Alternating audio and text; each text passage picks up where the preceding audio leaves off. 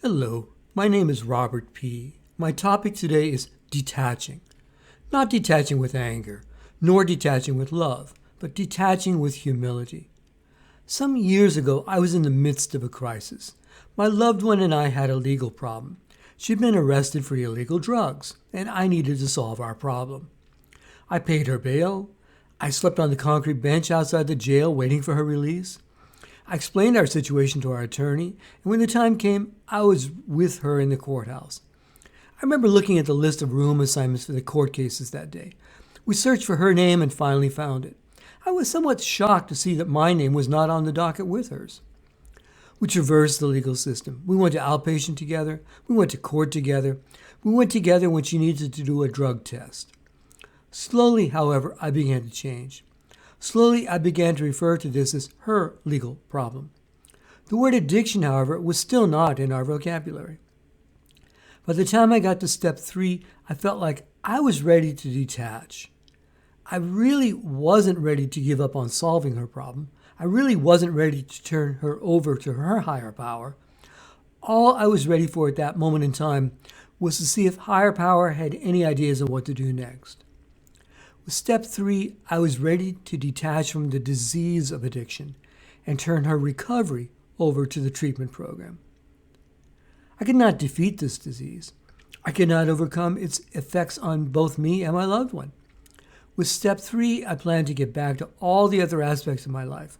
Let higher power specialists deal with the disease of addiction while I kept loving the person who she was when she was not using. With step 4, I began looking at myself. Slowly, I began to see my part in this situation.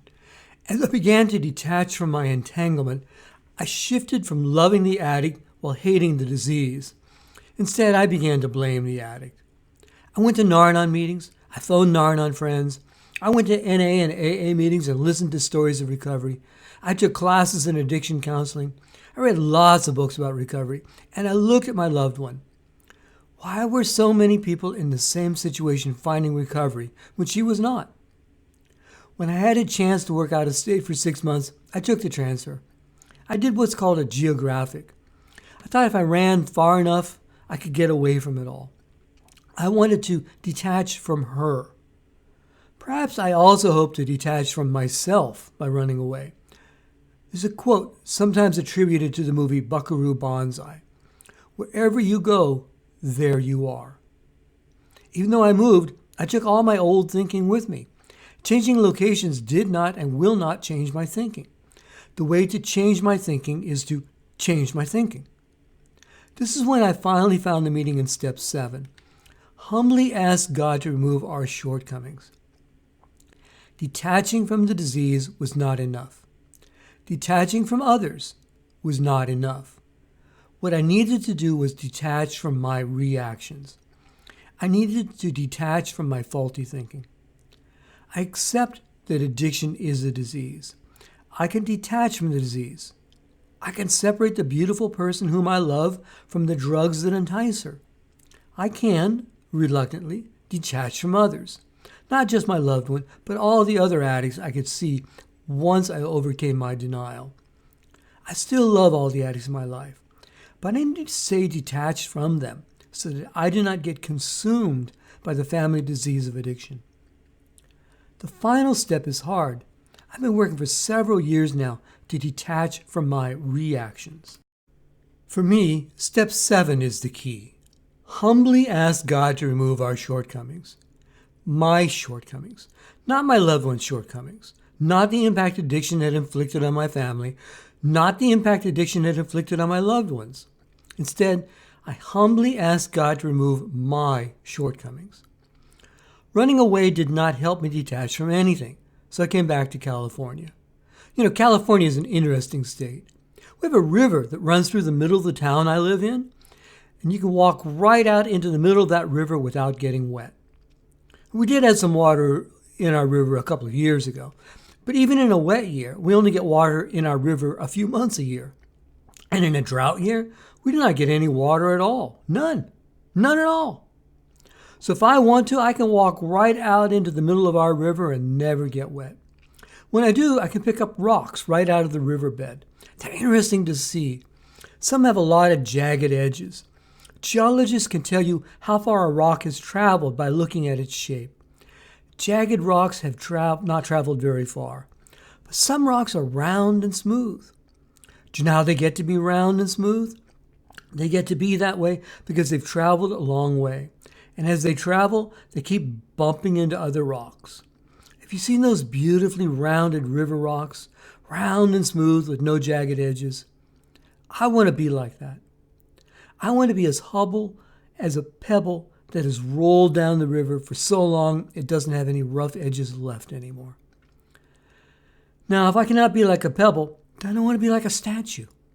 I want higher power to start with the me that was, whether a block of wood or a big boulder of stone. I want higher power to use a chisel to remove from me all the parts that don't belong, until what is left is shaped the way higher power wants. This is my way of looking at step 7. Humbly ask God to remove my shortcomings and everything that does not belong.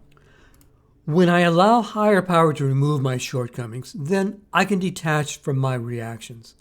Those reactions were the best I could do once upon a time. But I don't need those reactions anymore. I can detach from the disease of addiction. I can detach from the chaos my loved ones sometimes bring with them. I'm working to detach from my reactions, the old reactions, the reactions that don't work. I cannot replace those reactions with nothingness. Instead, I'm working to learn new behaviors. Like it says in the helping reading found in the Narayan Blue booklet, we can change our negatives to positives. Fear to faith. When I awake at night in a panic about what might happen to my loved one, I could dwell on the fear. I could project an infinite number of calamities, or I can detach from that reaction. I can remember that I already turned my fears over to my higher power. I can trust that my higher power is there for me, just as higher power is also there for her. Then I can detach from my fear and exercise my faith in my higher power. Contempt for what they do to respect for the potential within them. When I find I've been deceived again, I could react with anger, or I can detach from that old reaction. I can say the serenity prayer and accept the things I cannot change, including my loved ones. Rejection to release with love. I do not need to run away. I can detach while remaining right here because I've learned how to do this. I did not learn how to detach all at once. I had to practice. So running away was a temporary tool to help me learn to detach. I'm glad I did that geographic when I did not yet know what else to do. Not try to make them fit a standard or image, nor expect them to measure up to or down from that standard, but give them an opportunity to develop the best within them, regardless of what that best may be. It's taken me a lifetime of learning to develop my behaviors, the good and the bad. Changing myself is really hard. I seem to be stuck in my old ways. Only higher power can change me. Why then would I expect to change my loved one? Well, why? Since I cannot change myself, do I blame my loved one for not changing herself? Higher power is the only power that can bring change. Dominance to encouragement. I grew up in a family where the volume levels in conversation went from yelling to screaming. I've tried to live my life with a more mellow pattern of speech. Anger and fear, however, are still part of my life. Sometimes when I'm especially afraid of what might happen to my loved one, I express my fear through anger. I prefer instead to offer encouragement and hope. Panic to serenity. I recognize serenity when I have it. I now know that when my serenity is slipping away, then I need to get it back. I am not going to accomplish anything useful while in a panic, or angry, or fearful. When I am serene, I can think. Even better, I can find serenity and stop thinking. I can stop running on the hamster wheel and wait for higher power to lead me forward. False hope, self-centered, to real hope, God-centered. I lost hope because nothing I tried worked. I lost hope because nothing she tried worked. It turns out I needed to detach from those false hopes. I needed to put my hope and faith in the only reliable source, my higher power. The rebellion of despair to the energy of personal revolution. Once I realized I cannot defeat addiction, and I realized I cannot change my loved one, and I realized I cannot remove my old self without help from my higher power, then I became empowered to define myself again. His higher power chisels away the parts that do not belong. The new me is emerging, driving to guidance. I find guidance when I work the steps. I find guidance when I share my experience, strength, and hope. I find guidance when I listen to higher power. I put this to use when I give my loved one the same freedom as I have, the freedom to find her own path, with guidance from her higher power. Self-justification to self-understanding. This is probably the hardest change for me. I want everyone to know I was right. When I first started attending Nar-Anon, I spent a lot of time telling my loved one's story. I wanted sympathy. I wanted Nar-Anon members to feel sorry for me. It took time for me to realize there is nothing unusual or spectacular in my stories. We've all suffered through almost all the same things. Once I could detach from my reactions, then I could start examining myself and my part in the chaos. Now, when it's my turn to share, I try to put the focus on my part in my own history. The key to making this work is detachment. I need to detach from my previous actions and reactions. I wanted to stop defending my behaviors. This does not mean I stop telling my stories about the chaos. What it means is I try to keep the focus on myself. And I try to tell these stories so I can get a better perspective on myself. I try to use I words and tell my story, not hers. I try to express my feelings at the time and my perspective from a distance. I also share my experience, strength, and hope from the perspective of detachment. I strive to remain detached from the disease of addiction and all the accompanying chaos. I strive to detach from those who still allow addiction to drive their lives. I want to detach while still loving each of them. I work my program and I try to detach from my old behaviors. I try to replace those old behaviors with new habits, habits that are better for me and for everyone else I affect. Before I wrap up, I have one more story about detachment. One Christmas Eve, I was getting ready to take my loved one to an Alcoholics Anonymous meeting. Her brother wanted to go with us. Since it was a holiday evening, he expected this would be a fantastic meeting. He wanted to hear the speakers. Also, like me, he was waiting for my loved one, his sister, to be struck by the lightning bolt of recovery. The only stipulation was that he wanted to stop at the liquor store on the way to the AA meeting. He was concerned all the stores might be closed by the time we got out of the meeting. So now there are 4 of us in this car. Me, loved one, brother-in-law, and a bottle of booze. Driving to a special holiday night meeting of Alcoholics Anonymous. At this point in time, it's clear that I had not yet detached from the disease. The very idea of stopping to pick up a bottle of booze to take to an AA meeting clearly shows my thinking was not where it should have been. I do not drink, yet I was enabling others. We got to the meeting, and it was great. There were several speakers, and they had really solid stories of recovery. I kept thinking this might be the time when my loved one would finally get the message. Or maybe this would be the time her brother would try again to get sober. Well, those were my expectations.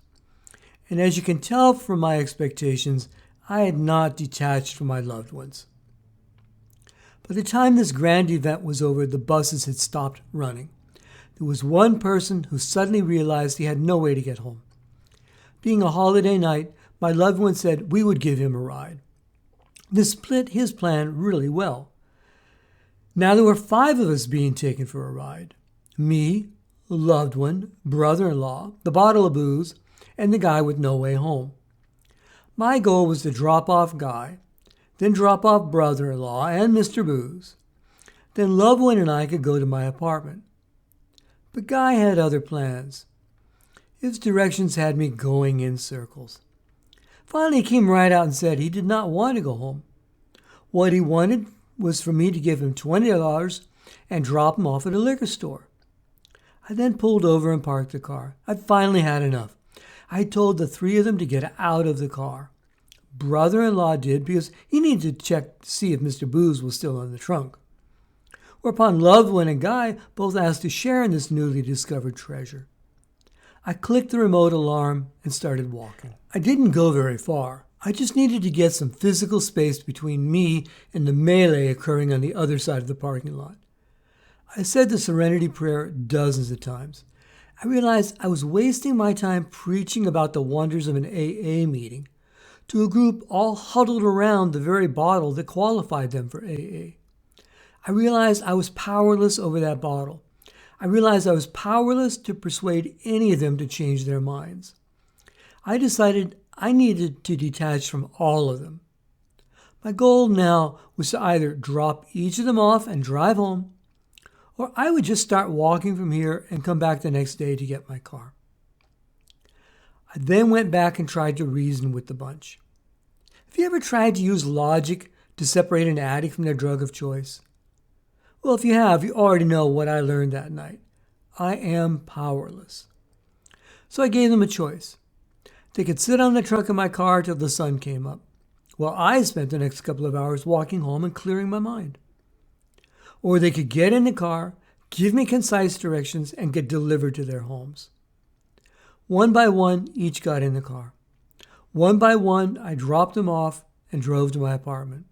I could have been angry if they'd spoiled the plans loved one and I had made, but I had an immense clarity. I was completely at peace. I finally got it. I was powerless over their drug of choice and the hold it had on them. I was powerless to change anyone, including myself. All I could do is to turn everything over to higher power. Allow higher power to remove the parts that do not belong, and then adjust my thinking and behaviors to fit this reality. The next day, I thought through this situation using the 12 steps. Step 1, I was powerless over their drug of choice and over my loved ones. Step 2, I said the Serenity Prayer dozens of times because I not only believed, but I knew with certainty that my higher power would give me clarity. Step 3, I turned loose of my thoughts about their drug of choice. And as I turned loose of my efforts to even deal with them while they were under the influence. Step 4, somehow I had avoided expressing my anger, though I had felt rage. I also avoided the trap of fear. I knew higher power would give me the strength to deal with this situation. Step 5, I revealed my fears and my anger to my higher power. Later, the next day, I called a friend and talked it over with him. Step 6, I knew at the time that I was ready for whatever came next. I knew while I was standing in that parking lot that this was an opportunity for growth.